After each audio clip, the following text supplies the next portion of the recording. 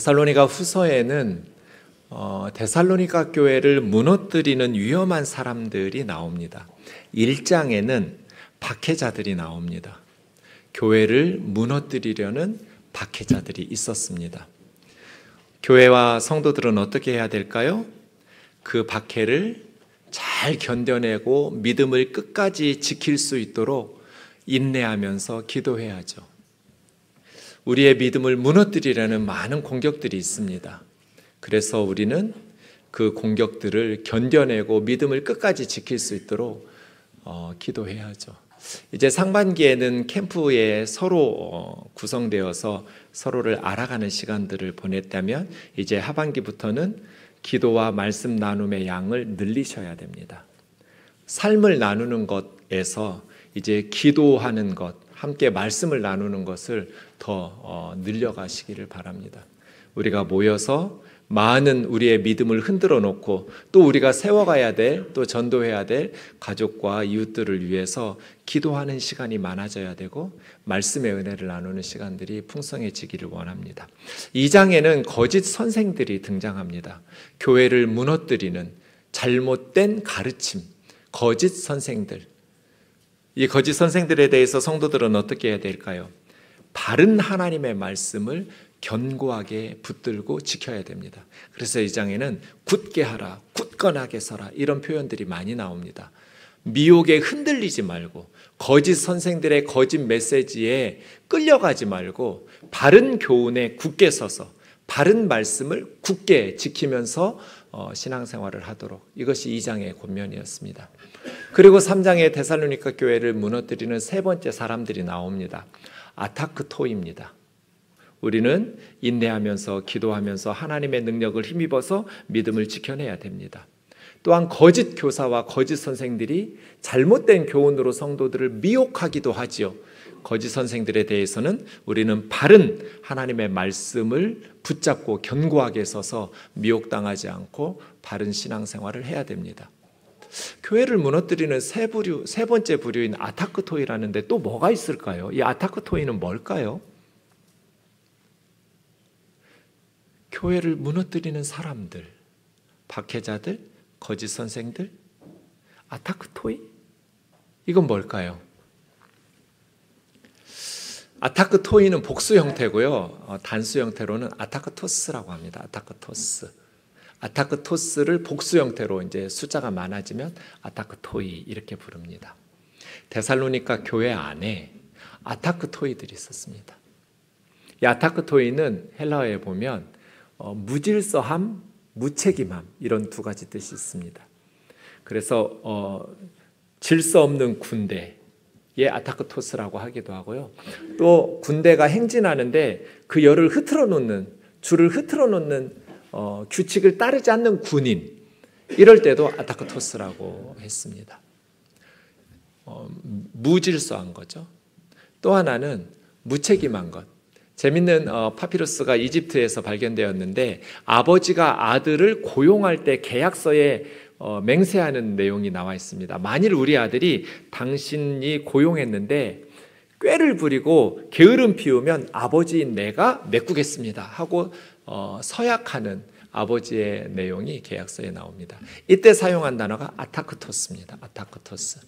아타크토스는 꾀 부리면서 게으름 피우는 것. 그래서 무책임한 거죠. 이런 단어가 아타크토스입니다. 무질서하거나 무책임한 사람들. 데살로니가 교회를 공격하는 박해자나 거짓 선생들. 그러나 이제 아타크토이는 교회 안에 있는 성도들이에요. 데살로니가 교회 성도들 중에 무책임하고 무질서한 사람들이 있었다는 거예요. 근데 이것이 잘 고쳐지지 않았어요. 왜냐하면 데살로니가 전서 5장 14절에도 나오거든요. 아타크토이, 게으른 자들을 권계하라고, 꾸짖으면서 바로잡으라는 말씀을 데살로니가 전서 5장 14절에도 했었는데 편지로만 쓴 거 아닙니다. 오늘 본문 내용에 보면 함께 사역할 때도 데살로니가 교회에서 사도 바울의 선교팀이 선교하고 그들을 가르치고 양육할 때도 아타크토이들에 대해서 꾸짖고 권면하면서 그러면 안 된다고 그리스도의 말씀으로 이렇게 가르쳤었어요. 근데 이게 잘 쉽게 고쳐지지 않는 교회 안에 게으른 사람들. 오늘 본문 11절에 보면 우리가 들은즉 너희 가운데 게으르게 행하며, 이게 아타쿠토스입니다. 게으르게, 무책임한 거, 또 무질서한 거. 그래서 교회를 회방하는 거죠. 무너뜨려요. 믿지 않는 사람들이, 이 교회 다니는 사람들이 무책임하고 게으르고 남에게 폐만 끼치면 어떻게 전도가 되겠어요? 데살로니가 교회 성도들이 세상에 나가서, 지난주 우리 말씀 나눈 것처럼 메이드 인 처치인데, 우리가 교회에서 만들어진 우리의 삶이 믿지 않는 사람들이 볼 때 본받을 만하고 칭찬받을 만해야지, 게으르고 무책임하고 남에게 폐만 끼치면 어떻게 데살로니가 교회에 전도가 되겠냐고요. 나 저 사람 때문에 교회 안 나가, 그럴 거잖아요.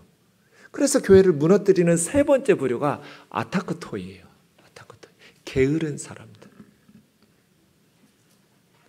도무지 일은 하지 않고 일을 만들기만 하는 사람들. 게으르게 행하여, 이게 아타크토스입니다. 본문 보겠습니다. 형제들아, 우리 주 예수 그리스도의 이름으로 너희를 명하노니, 오늘 본문에는 명령한다라는 단어가 여러 번 나옵니다. 근데 이 단어는 원래 군사 용어예요. 군대에서 장교가 부하 군인에게 내리는 명령할 때 이 단어를 써요. 군인들이 상관의 명령을 받지 않으면 그 군대는 무질서해져요. 규율이 안 잡히면 그 군대는 승리할 수가 없어요. 위험해요. 전쟁 중이라면 패배하고 다 같이 죽어요. 군인은 상관의 명령을 복종해야 돼요. 그런데 바울은 자기의 권위로 명령하지 않았어요. 우리 주 예수 그리스도의 이름으로 명하노니예요. 그러니까 이 말씀은 우리 주 예수 그리스도의 명령이에요. 나 바울이 내 생각으로 명령하는 것이 아니라 우리 주 예수 그리스도의 이름으로 너희에게 명령하는 거다. 이것은 통일하게 우리에게도 마찬가지입니다. 저의 명령이 아니라 우리 주 예수 그리스도의 명령이에요. 우리에게도 동일하게 이 땅의 모든 크리스찬들에게 주님께서 이렇게 명령을 내리고 계세요. 게으르게 행하고, 명령의 내용이 뭐예요? 아타크토스. 게으르게 행하는 사람들. 우리에게서 받은, 선교사들에게서 받은 전통대로 따르지 않는, 행하지 않는 모든 형제에게서 떠나라. 이게 명령이에요. 선교사들에게 받은 전통이 뭐예요? 이 전통이라는 단어가 중요합니다. 어느 가정이든지 교회든지 전통과 문화가 있죠. 우리 집은 절대로 이런 짓은 하면 안 돼. 우리 집은 이렇게 해야 돼. 늦잠 자면 안 돼. 아침 일찍 일어나야 돼. 자기 일은 스스로 해야 돼. 가정마다 가풍, 전통이 있습니다. 문화가 있습니다. 생활 습관이죠. 옳다고 생각되는 가치관에 따라서 생활 습관이 쌓이고 쌓이면 문화가 되고 전통이 됩니다. 데살로니가 교회에 바울의 선교팀, 바울, 실라, 디모데, 누가, 이런 선교사들이 데살로니가 교회를 개척하면서부터 모범을 보이면서 성도들에게 가르치고 직접 삶으로 보여준, 그래서 교회는 이래야 돼, 기독교는 이런 곳이야, 신앙생활은 이렇게 해야 돼 하고 형성된 문화, 교회의 전통이 있었어요. 그런데 선교사들이 전해준 전통을 따르지 않는 성도들이 있었어요. 그게 게으른 사람들, 아타크토이예요. 우리에게 받은 전통대로 행하지 않는 모든 형제에게서 떠나라. 이 떠나라는 단어는 추방시키라는 게 아니에요. 게으른 성도들은 교회에서 쫓아내라는 게 아니고 조심하라는 뜻이에요. 멀리해라, 본받지 마라, 이런 뜻이에요. 원수처럼 대하지 말고 사랑받는 형제처럼 권하라, 이런 표현들이 나옵니다. 그러니까 원수 대하듯이 떠나라, 추방해라, 원수 대하듯 해라, 이런 것이 아니라 사랑하는 형제를 고쳐야 되잖아요. 아타크토이 하지 못하도록, 게으르지 않도록 삶을, 잘못된 생각을 고치고 잘못된 삶의 방식을 고쳐서 선교사들이 우리에게 가르쳐준 전통대로, 선교사들이 우리에게 보여준 예수님의 제자다운 삶의 모습으로 변화시켜 가도록 힘쓰라는 뜻이지, 떠나라는 뜻은 쫓아내라는 뜻도 아니고 그냥 교제하지 말라는 뜻도 아닙니다. 조심해라, 본받지 마라. 게으르게 행하는 사람들. 그러면 선교사들이 보여준 전통이 뭐였을까요? 그게 7절입니다. 어떻게 우리가 본받아야 할지 너희가 스스로 아나니. 왜냐하면 다 봤으니까요. 바울의 선교팀이 데살로니가에서 개척하고 선교할 때 어떻게 살았는지를 다 보았으니까 스스로 아는 거죠. 우리가 너희 가운데에서 복음을 전할 때 무질서하게 행하지 않았다. 이게 아타크테오예요. 동사 형태로 아타크테오. 우리는 아타크토스 하지 않았다. 무질서, 무책임, 질서 없이 그렇게 살지 않았다. 예수님의 명령대로 질서 있게 순종하면서 따랐고 우리에게 주신 사명대로 책임 있게 성실하게 일하면서 살았다. 어떻게 해요? 8절. 누구에게서든지 값없이 음식을 먹지 않았다. 사도행전 17장에 보면 데살로니가에서 선교할 때 바울의 선교팀은 야손이라는 사람 집에서 숙식을 했습니다. 복음을 전하고 이제 교회가 세워지면서 야손이라는 사람의 집에서 선교사들이 함께 먹고 자고 했는데 그 야손에게 그냥 우리 선교사도 후원하는 마음으로 하나님께서 갚아주실 테니까 우리가 무료로 이곳을 사용할 수 있도록 숙식을 제공해 달라고 이러지 않았다는 거예요. 값없이 음식을 먹지 않았다. 하숙비를 냈다는 뜻이에요. 야손에게. 우리는 너희 성도들 중 누구에게도 폐를 끼치지 않았다. 그러기 위해서 선교사들은 직접 수고하고 애써 주야로 일했다. 데살로니가 교회에서도 데살로니가 교회를 개척할 때도 주 낮에만 일한 것이 아니라 밤까지 일했어요. 수고했다라는 말은 적당한 수고가 아니에요. 엄청 힘든 수고예요. 코피아오라는 말은 코피나게 힘들었다는 뜻이에요. 밤낮 일하면서 직접 선교비와 사역비와 생활비를 충당하고 그들을 숙소를 제공하는 야손에게 하숙비를 지불하면서 선교했다는 뜻이에요. 이렇게 사역했으니까 너희가 스스로 안다. 우리가 너희 가운데서 어떻게 선교했는지를 다 보았으니까. 우리 선교사들이 너희에게 복음을 전할 때 아타크토스 하지 않았다. 무질서하거나 무책임하게 그렇게 패기치면서 살지 않았다. 우리에게 권리가 없는 것이 아니요. 우리 선교사들에게는 권리가 있었다. 모세 율법에 보면 곡식을 떠는 소의 입에 망을 씌우지 말라는 율법이 나옵니다. 곡식을 밟아서 탈곡하는 소에게 왜 입에다가 망을 씌우겠어요? 사람들이 그 곡식 못 먹게 하려고 망 씌우는 거잖아요. 율법에는 그거 하지 말라는 거예요. 힘들게 일하는 소가 먹는 것 아끼겠다고 그 소에게 양식 못 먹게 하겠다고 입에다가 망을 씌우지 마라. 너희 집 일하는데 힘들게 일하는 소가 먹고 싶은 거는 먹어가면서 일하게 해라. 이 말씀을 신약성경에서 예수님과 제자들이 인용하면서 사역자들이 성도들을 위해서 교회를 위해서 힘들게 사역하는데 소도 입에다가 망 씌우지 말고 일하면서 먹으면서 일하라고 하나님께서 말씀 주셨는데 사역자들이 당연히 교회와 성도들을 위해서 사역을 하면 성도들이 그 사역자들의 사역비와 생활비를 공급하는 것이 마땅한 권리다.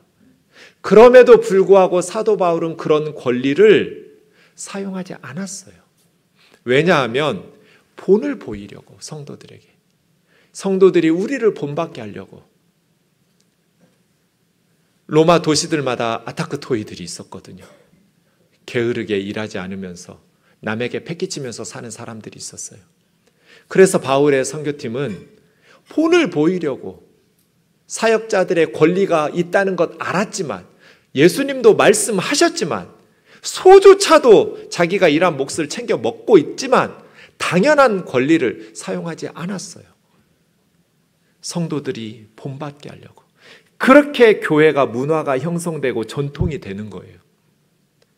아, 저렇게 예수 믿어야 되는구나.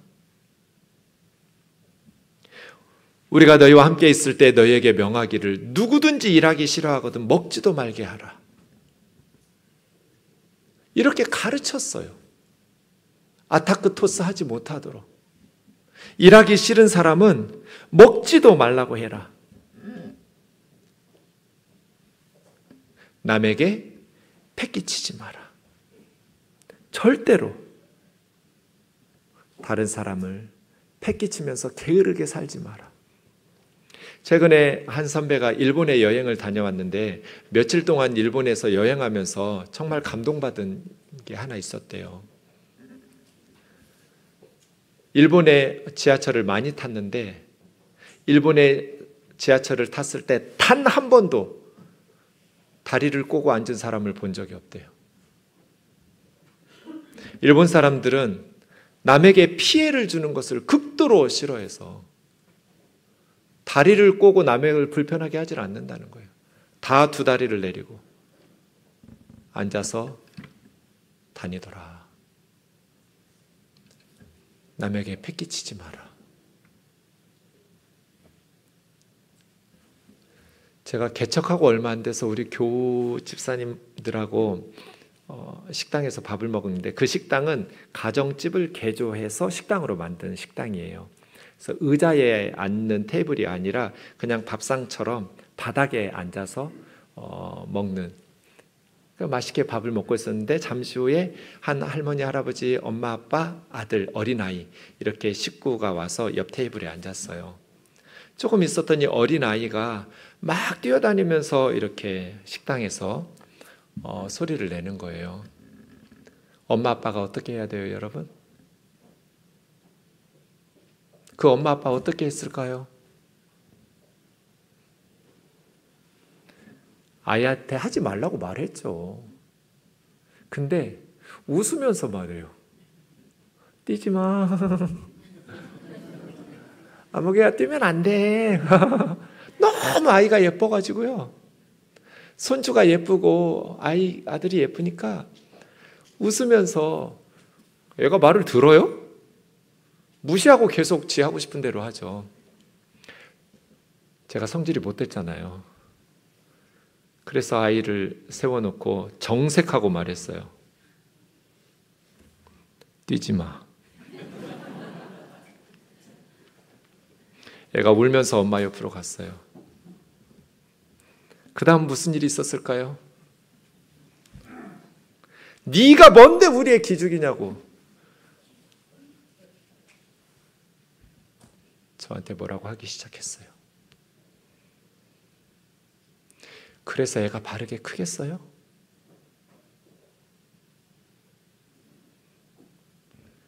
뛰어다니면서 다른 손님들에게 패기치는 게 잘못이라는 것을 알았으면 엄하게 못하게 꾸짖어야죠. 웃어가면서 하지 말라는데 그 말 듣는 애가 어디가 있어요?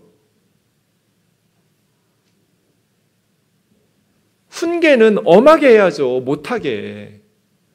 바른 생활 습관을 가지고 어려서부터 다른 사람에게 패기치지 못하게 해야죠. 이것이 가정의 전통이 되고 교회의 전통이 되고 적어도 예수님을 믿는 크리스찬들이라면 남에게 패기치지 마라. 일하기 싫어하는 사람은 저녁밥 주지 마라. 밥도 주지 말라는 거잖아요. 일하기 싫어하거든 먹지도 말게 하라. 이렇게 가르친 거예요. 그게 전통이에요. 선교사들의 교훈이에요. 우리 그리스도인들은 게으름뱅이가 되어서는 안 된다. 특별히 은퇴하고 늙어가지고 나이가 들었거나 아니면 몸에 질병이 있거나 장애가 있거나 이런 경우는 누구라도 다 이해하죠. 근데 그런 상황도 아닌데 일할 수 있는 사람이 게으르게 아타크토스 하는 거, 이것이 용납되어서는 안 된다는 거예요. 누구든지 일하기 싫어하거든 밥도 주지 마라. 먹지도 못하게 해라. 우리가 들은 등 너희 가운데 게으르게 행하여 도무지 일하지 않고. 데살로니가 교회 안에 아타크토스, 일은 안 하고 일을 만들기만 하는 자들, 일을 만들기만 한다라는 단어는 남의 일에 참견한다는 단어예요.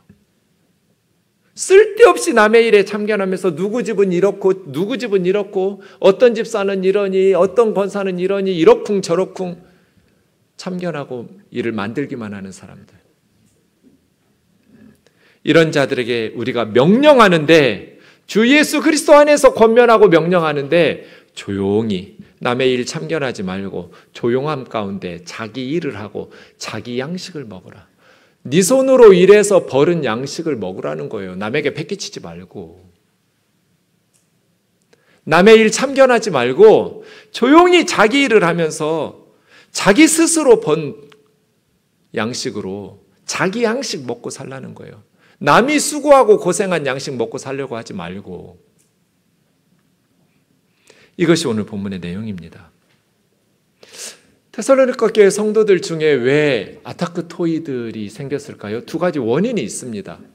첫 번째는 로마 사회는 육체 노동에 대한 천시 풍조가 있었습니다. 그 시대에는 우리나라 조선시대처럼 썩어빠진 양반의식이 있어가지고 육체 노동은 천한 사람들이나 하는, 노예들이나 하는 행동이에요. 그래서 육체 노동에 대해서 천시하는 풍조가 있었어요. 그러니까 바울이 선교하고 개척할 때부터 그 사람들은 이미 육체 노동은 천한 것이라는 의식으로 어려서부터 세뇌된 사람들이에요. 그걸 당연하게 여기면서 아타크토스 하면서 살아왔었던 사람들이에요. 그들에게 바울이 우리 그리스도인들은 게으르게 살면 안 된다. 남에게 패기치면서 살면 안 된다. 우리는 스스로 일하면서 살아야 된다. 기독교는 강력한 메시지가 있습니다. 예수님이 육체 노동자였어요. 목수였잖아요. 예수님 공생애 사역하시기 전에 땀 흘리면서 육체 노동을 하는 육체 노동자였어요. 목수였어요. 바울의 선교팀은 텐트 메이커였어요. 짐승 가죽으로 땀 흘려서 장막을 만드는 아주 고된 육체 노동을 수반하는 텐트 메이커였어요.